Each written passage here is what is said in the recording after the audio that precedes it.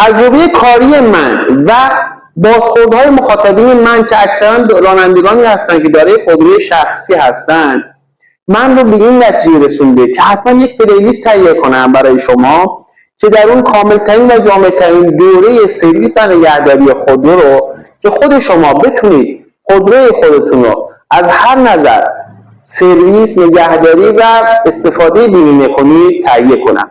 در این پلیلیست که کاملترین و جامعترین دوره‌های سرویس و نگهداری خودرو هستش، قرار من مطالبی آموزش بدم که به درد شما بخوره. این مطالبی که میخوام آموزش بدم خدمتتون در چندین مورد به این صورت خدمتتون ارائه میشه.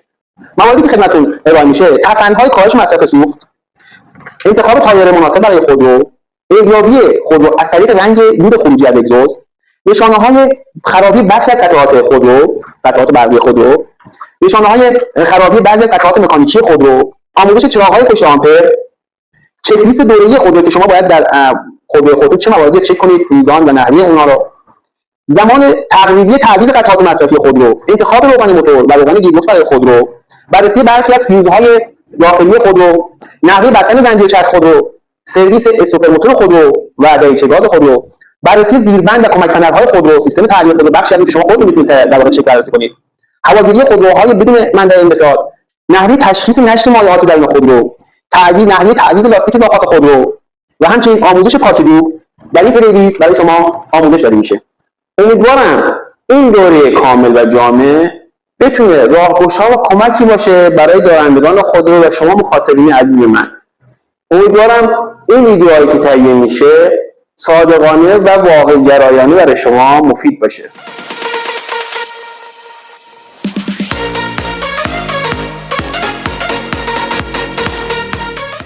دوستان سلام، با اولین بخش از پلیلیست دوره جامع سرویس و نگهداری خودرو در خدمت هستم. اولین بخش از این پلیلیست رو اختصاص دادیم به ترفندها و نکات لازم برای کاهش مصرف سوخت هستش.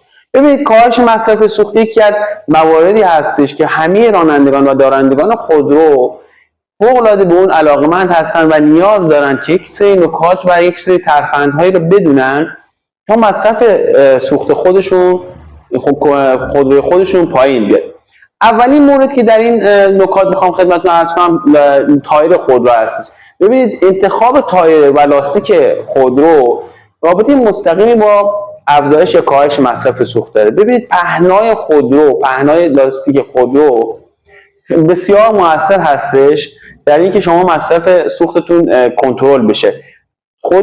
لاستیک خودرو وقتی پهنای بیشتری داشته باشه، مقاومت قلتشی بیشتری داره و ضریب استحکاک اون با جاده بالاتر میره و همین باعث در واقع کشندگی کمتر خودرو میشه و در واقع باعث میشه که خودرو برای حرکت نیاز به مصرف سوخت داشته باشه. برای مقابله و غلبه بر این مقاومت قلتشی که تایر محتمل میکنه بر خودرو، مصرف بیشتری داشته باشه، گشتاور خودرو بیشتر بشه. بنابراین مصرف سوخت رابطه مستقیمه. بنابراین شما همیشه سعی کنید که در انتخاب لاستیک و تایر خودرو دقت بسیار زیاد داشته باشید. دومین مورد در واقع باز بودن شیشه های خودرو هنگام حرکته. همونطوری که عرض کردم، هر عاملی که باعث میشه خودرو رو از حرکت منع کنه یا مانع ایجاد شه در سرعت، شتاب و قدرت خودرو، در نتیجه باعث افزایش مصرف سوخت میشه و زمانی که شیشه خودرو پایین باشه در زمان حرکت،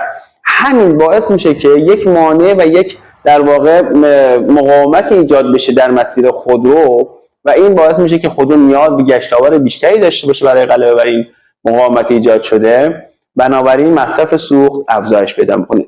سومین مورد، ببینید، دور موتور بهینه است. ببینید، شما رانندگی با دنده سبک یا دنده مرده در دور موتورهای اشتباه باعث میشه که مصرفتون بالا بره. به عنوان مثال، زمانی که شما با دنده سبک 4-5 دارید حرکت میکنید، نباید دور موتور شما زیر 3000 باشه و در کل دور موتور بهینه خودرو دور موتور 3000 هستش و بعضا دیده شد که خیلی از افراد به اشتباه احساس میکنن هرچی دور موتور بالاتر باشه و دنده مرده حرکت نکنن مصرف سوخت پایینتر میاد. نه، دور موتور بین 3000 چه دنده سبک و چه دنده سنگین، بسته به جاده، بسته به نوع استفاده از خودرو در محیطی که هستش شما دور موتور رو باید تعیین کنید و همونطوری که دور موتور پایین باعث لرزش خودرو میشه، دور موتور بالا هم در واقع باعث استحکاک‌های شدید و در واقع خطرناک برای قطعات داخل موتور میشه. چهارمین مورد وزن خودرو هستش. یکی از مواردی که شما میتونید با کنترل وزن خودرو مصرف خودتون رو کاهش بدید، صندوق خودرو هستش. صندوق خودرو رو سعی کنید خالی باشه اگر میخواید مصرفتون کنترل بشه، یا اینکه بیش از توان خودرو و بیش از در واقع استاندارد هر صندوق و حجم صندوق به اون بار اضافه تحمیل نکنید. پنجمین مورد گاز دادن بیمورد خودرو هستش. ببینید در مواقعی که شما بدون دلیل و بی جهت گاز میدید و گاز دادن الکی در واقع منظورمه، مثلا اوایل صبح خیلی از رانندگان گاز میدن خودرو رو که روشن که گرم بشه، که این اصلا اشتباه، یا زمان تعویض دنده ها خیلی از رانندگان گاز رو فشار میدن تا اینکه در واقع بعد دنده رو عوض میکنن. یک سری اشتباهات و بارهای غلطی وجود داره که با اون باید حتما غلبه کنید تا مصرف خودرو افزایش پیدا نکنه. ششمین مورد رسیدگی فنی خودرو است. رسیدگی فنی که خدمتتون عرض کنم دو بخش داره. یک بخش سرویس های دوره‌ایه، بخش دوم هم رفع عیب ها و تنظیم موتور خودرو هستش. سرویس های دوره‌ای خودرو نظیر روغن، فیلتر بنزین، فیلتر هوا، اینا تاثیر مستقیمی روی مصرف سوخت داره. چرا که روغن موتور گشتاور قطعات داخلی و پیستون ها و در واقع یاتاقان های خودرو، عدم ورود هوای نامطلوب و کثیف به محفظه احتراق میشه، تاثیر بسیار زیادی داره روی مصرف سوخت. ممکنه بعضی موقع فیلتر هوا اینقدر کثیف باشه یا کیپ شده باشه که اصلا دود سیاه کنه، یعنی به حدی این فیلتر تاثیر داره که باعث افزایش مصرف سوخت میشه. و از طرف فیلتر روغن هم همینطور، فیلتر بنزین که تاثیر مستقیمی داره، چرا که اگر فیلتر بنزین رو در واقع کیلومترهای مشخص معین استاندارد عوض نکنید، باعث میشه کثیفی هایی که وارد سوخت میشه و این سوخت پاششی که در محفظه احتراق توسط سوزن‌ها صورت میگیره، احتراق ناقص ایجاد بشه و احتراق ناقص توان لازم رو نداره برای تولید گشتاور موتور. از طرف ECU موتور سعی میکنه برای ایجاد گشتاور مناسب مصرف یا پاشش بنزین رو بیشتر کنه، پاشش سوخت رو بیشتر کنه. بنابراین سرویس دوره‌ای مثل تعویض فیلترها و روغن، مثل شستشوی سوزن‌های انژکتور، مثل در واقع تعویض فیلتر بنزین، استفاده از در واقع بنزین با کیفیت، اینا تاثیر مستقیم داره روی سوخت. از طرفی هم یکی دیگه از رسیدگی‌های فنی خودرو در واقع تنظیم موتور خودرو و رفع عیوب خودرو. بعضی گاهن شما دقت می‌کنید که دلیل مصرف بالای سوخت شما ایراد در یکی از قطعات یا سنسورهای خودرو هستش. به عنوان مثلا سنسور اکسیژن، سنسور مپ اگر خراب باشن و پارامتر درستی به ECU ارسال نکنن، همین عامل باعث میشه که مصرف سوخت و پاشش سوخت افزایش پیدا کنه و شما متوجه بشید که مصرف سوخت خودتون بالا رفته. بنابراین حتما به صورت دوره‌ای تنظیم کنید موتورتون رو، پیش متخصصین و همکاران محترم من میبرید و برای بازدید و چک کردن حتما ازشون بخواید که سوختتون رو کنترل کنن، یعنی در واقع میزان پاشش سوختتون رو در پارامترهای دستگاه دیاگ بررسی کنن. نهمین مورد هم بنزین بی‌کیفیت هستش.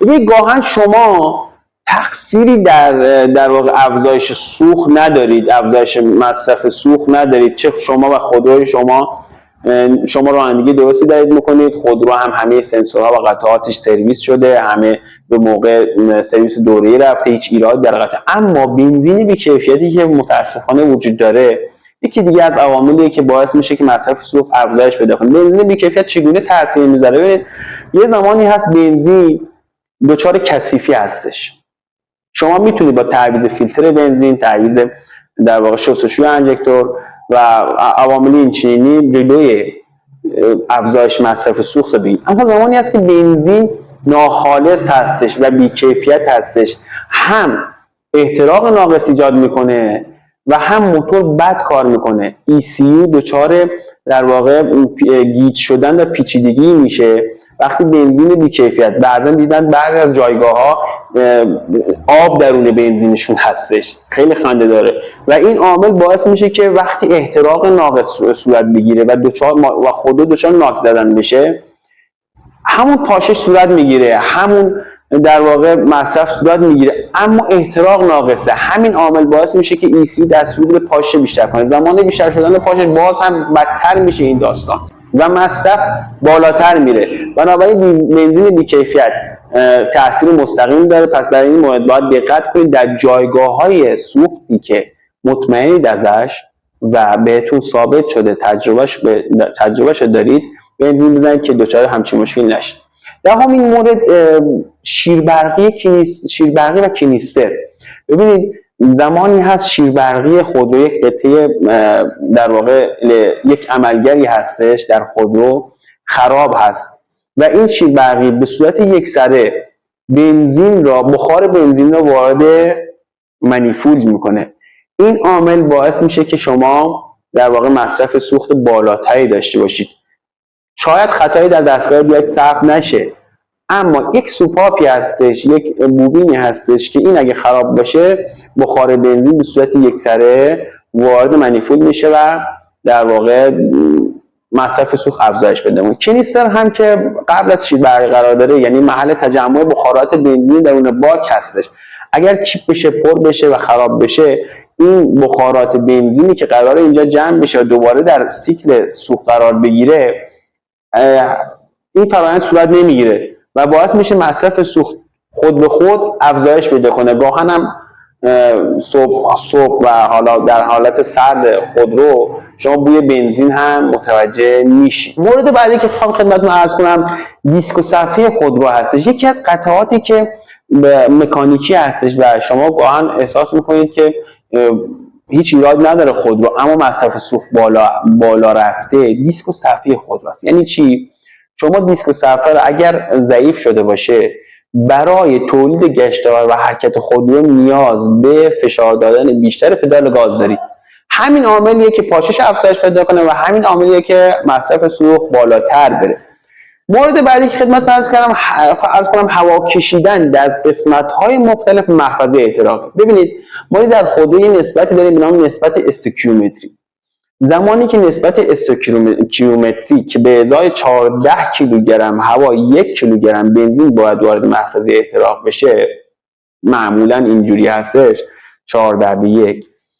اگر هوا به نوعی یا از اورنگی‌های انژکتور یا از اورنگی‌های منیفول یا از دریچه گاز یا خرابی استوپر و هر کدوم از این موارد وارد محفظه احتراق بشه، برای تنظیم نسبت استوکیومتری ECU پاشش بنزین را افزایش میده و همین عاملیه که مصرف سوخت بالا بره.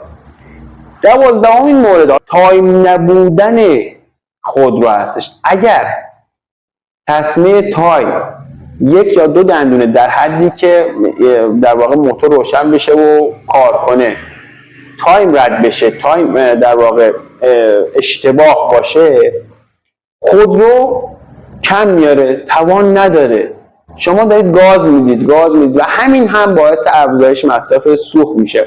در بعضی مواقع هم عدم فیلر نبودن، در واقع فیلر نامناسب تایپیت ها، اسبک ها و یا شیمگیری نامناسب باعث افزایش مصرف سوخت میشه. چگونه؟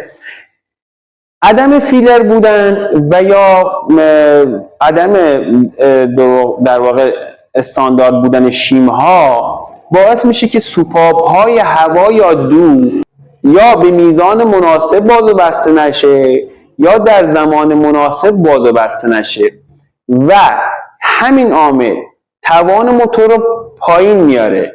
از طرفی ورود یا خروج هوا یا سوخت رو به هم میریزه از محفظه احتراق و همین باعث میشه که مصرف سوخت بالا بره. به همین راحتی مصرف شما بالا میره. تمام سیستم های برقی سالمه، در واقع سرویس های دوری انجام شده. یکی دیگه از سرفندهای کاهش مصرف سوخت که میخوام خدمتتون عرض کنم، 13 مورد بنزین زدن. زمان بنزین زدن، زمانی که شما به جایگاه سوخت مراجعه میکنید، بنزین باید در حالتی زده بشه که در متراکم ترین حالت خودش باشه. این نکته خیلی مهمه. دقت کنید زمانی که بنزین میزنید، بنزین از نازل که خارج میشه به میزان لیتراژ حجم هستش، اما دما در واقع تراکم یا عدم تراکم سوخت یا مایعات تاثیر داره، هرچند کم. پس پیشنهاد میشه بنزین زدن خودتون رو در اوایل صبح یا اواسط شب انجام بدید. چرا؟ چون بنزین در متراکم ترین حالت خودش هست، در سرد ترین حالت خودش هست و به ازای به عنوان مثال یک لیتر بنزین که وارد در واقع باک بنزینتون میکنید، به عنوان مثال، حالا من دقیق خاطرم نیست، اما به عنوان مثال 1 کیلوگرم و 10 گرم، 1/10، 1/1 یا 1/100 کیلوگرم وارد باک میکنید. اما در حالت گرما ممکن حتی 1 کیلوگرم هم نباشه. به عنوان مثال از 1 کیلوگرم هم 10 گرم تا 20 گرم جرمش کمتر باشه. پس زمان بنزین زدن تاثیر مستقیمی داره بر اینکه شما به عنوان یک ترفند برای کاهش مصرف سوختتون در واقع استفاده کنید و لحاظ کنید. مورد دیگه هم راجع به بنزین زدن میخوام خدمت عرض کنم. زمانی که شما بنزین میزنید، نازل سوخت رو اگه دقت کرده باشید، شما تا ته که فشار بدید بنزین بیشتری از نازل میاد بیرون. اما من پیشنهاد میکنم بنزین رو به صورت آهسته و فشار آهسته به نازل وارد خودروی خودتون بکنید. چرا؟ چون ضریب دقت در لیتراژ خروجی از نازل در زمانی که شما نازل رو به آرامی فشار میدید خیلی بیشتره و ممکنه در حالتی که به صورت تمام فشار وارد کنید نازل رو، این دقت کافی نداشته باشه در واقع سیستم اندازه‌گیری خروج دبی بنزین و باعث بشه که شما بر اون استاندارد و اون عددی که میبینید همون مقدار بنزین نزده. خب در پایان هم نکته‌ای که میخوام خدمتتون عرض کنم نحوه تشخیص مصرف بنزینتون است.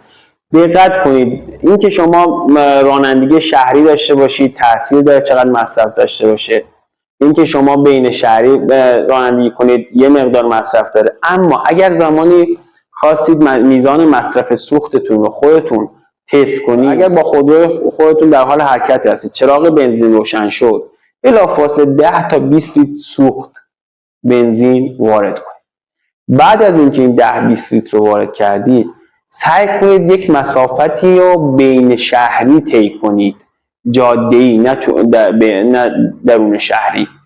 در اون مسافت زمانی که چراغ بنزینتون روشن شد دوباره دقت کنید که چند کیلومتر با اون میزان بنزینی که از روشن شدن چراغ بنزین تا مجدد روشن شدن اون طی کردید. دقت کنید چند کیلومتر مسافت رو پیمودید و این رو از این طریق محاسبه کنید.